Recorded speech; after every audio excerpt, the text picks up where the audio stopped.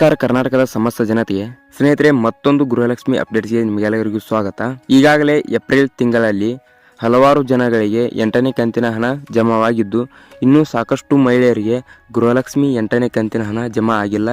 ಯಾವ ಕಾರಣಕ್ಕೆ ಜಮಾ ಆಗಿಲ್ಲ ಎಂಬುದನ್ನು ನೀವು ತಿಳಿದುಕೊಳ್ಳಿ. ಯಾಕಂದರೆ ನಿಮ್ಮ ಖಾತೆಯಲ್ಲಿ ಏನಾದರೂ ಈ ಸಮಸ್ಯೆ ಇದ್ದರೆ ನಿಮಗೆ 8ನೇ ಕಂತಿನ ಹಣ ಜಮಾ ಆಗುವುದಿಲ್ಲ. ಆ ಸಮಸ್ಯೆ ಏನೊಂದು ವಿಡಿಯೋದಲ್ಲಿ ಸಂಪೂರ್ಣವಾಗಿ ತಿಳಿಸಲಾಗಿದೆ. ಒಂದು ಸಾರಿ ಚೆಕ್ ಮಾಡಿಕೊಳ್ಳಿ. ಸಮಸ್ಯೆ ಇದ್ದಲ್ಲಿ ಸರಿಪಡಿಸಿಕೊಂಡು ಹಣವನ್ನು ನಿಮ್ಮದಾಗಿಸಿಕೊಳ್ಳಿ. ಮತ್ತೆ ತಡ ವಿಡಿಯೋನ ಸ್ಟಾರ್ಟ್ ಮಾಡೋಣ ಬನ್ನಿ. ಅದಕ್ಕೂ ಮುಂಚೆ ನಮ್ಮ ಚಾನಲ್ಗೆ ಸಬ್ಸ್ಕ್ರೈಬ್ ಆಗಿಲ್ಲ ಅಂದರೆ ಸಬ್ಸ್ಕ್ರೈಬ್ ಮಾಡ್ಕೊಳ್ಳೋ ಜೊತೆಗೆ ಬೆಲ್ ಐಕನ್ ಆಲ್ಗೆ ಇಟ್ಕೊಳ್ಳಿ. ಒಂದು ಲೈಕ್ ಮಾಡಿ. ಹಾಗೆ ವಿಡಿಯೋನ ಸ್ಟಾರ್ಟ್ ಮಾಡೋಣ ಬನ್ನಿ. ಮೊದಲನೇದಾಗಿ 8ನೇ ಕಂತಿನ ಬಿಡುಗಡೆ ಮಾಹಿತಿ. ಈಗಾಗಲೇ ಸಾಕಷ್ಟು ಜನರಿಗೆ 8ನೇ ಕಂತಿನ ಹಣ ಏಪ್ರಿಲ್ ತಿಂಗಳಲ್ಲಿ ಜಮಾ ಆಗಿದ್ದು, ಇನ್ನೂ ಕೆಲವು ಮಹಿಳೆಯರಿಗೆ ಜಮಾ ಆಗಿಲ್ಲ. ಯಾಕೆಂದ್ರೆ ಅವರ ಖಾತೆಯಲ್ಲಿ ಈ ಸಮಸ್ಯೆ ಇದ್ದಲ್ಲಿ ಅವರಿಗೆ ಹಣವು ಜಮಾ ಆಗಿರುವುದಿಲ್ಲ. ಆ ಸಮಸ್ಯೆಯನ್ನು ಚೆಕ್ ಮಾಡಿಕೊಂಡು ನಂತರದಲ್ಲಿ ನೀವು ಹಣವನ್ನು ಜಮಾ ಮಾಡಿಸಿಕೊಳ್ಳಲು ಸಾಧ್ಯವಿದೆ. ಒಂದನೇ ಸಮಸ್ಯೆ ಏನಂದ್ರೆ ಆಧಾರ್ ಕಾರ್ಡ್ನೊಂದಿಗೆ ನಿಮ್ಮ ಖಾತೆಗಳು ಜೋಡಣೆ ಮಾಡುವುದು. ಆಧಾರ್ ಕಾರ್ಡ್ ಚಿಕ್ಕದಾದ ದಾಖಲೆ ಎಂದು ಕೆಲ ಅಭ್ಯರ್ಥಿಗಳಿಗೆ ಅನಿಸಬಹುದು. ಆ ಒಂದು ಪುಟ ದಾಖಲಾತಿ ಎಲ್ಲ ಸರ್ಕಾರಿ ಯೋಜನೆಗಳಿಗೆ ಬಹಳ ಮುಖ್ಯವಾದ ಪಾತ್ರವನ್ನು ವಹಿಸಿಕೊಳ್ಳುತ್ತದೆ.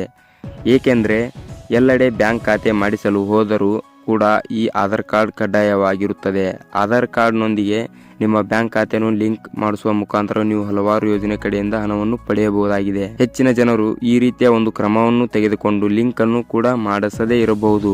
ಅವರು ನಿಮ್ಮ ಬ್ಯಾಂಕ್ ಖಾತೆಯೊಂದಿಗೆ ಆಧಾರ್ ಕಾರ್ಡ್ಗಳನ್ನು ಲಿಂಕ್ ಮಾಡಿಸಿ, ಅಥವಾ ಈಗಾಗಲೇ ಲಿಂಕ್ ಆಗಿದೆಯೋ ಇಲ್ಲ ಎಂಬುದನ್ನು ನಿಮ್ಮ ಮೊಬೈಲ್ನಲ್ಲಿ ನೀವು ತಿಳಿದುಕೊಳ್ಳಬಹುದು. ಅಕಸ್ಮಾತ್ ಲಿಂಕ್ ಆಗಿಲ್ಲ ಅಂದರೆ ನಿಮ್ಮ ಗೃಹಲಕ್ಷ್ಮಿ 8ನೇ ಕಂತಿನ ಹಣ ಬರುವುದಿಲ್ಲ ಎಂದು ಅರ್ಥ. ಎರಡನೇ ಸಮಸ್ಯೆ ಏನಂದರೆ ಎಲ್ಲ ಅಭ್ಯರ್ಥಿಗಳ NPCI ಮ್ಯಾಪಿಂಗ್ ಕಡ್ಡಾಯ. ಇದು NPCI ಮ್ಯಾಪಿಂಗ್ ಎಂದು ಕೆಲವು ಅಭ್ಯರ್ಥಿಗಳಿಗೂ ಅನಿಸಬಹುದು. ಆದರೆ ಈ ಒಂದು NPCI ಮ್ಯಾಪಿಂಗ್ ಇದ್ರೆ ಮಾತ್ರ ಗೃಹಲಕ್ಷ್ಮಿ ಯೋಜನೆ ಹಣ ನಿಮಗೆ ಬರಲು ಸಾಧ್ಯವಾಗುತ್ತದೆ.